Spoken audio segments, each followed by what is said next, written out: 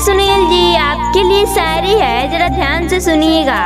तो चलिए शायरी को स्टार्ट करती हूँ। सुनील जी, आपको देखकर चेहरे पर मुस्कान आ जाती है कि सुनील जी, आपको देखकर चेहरे पर मुस्कान आ जाती है। जब आपसे बात होती है तो जान में जान आ जाती है।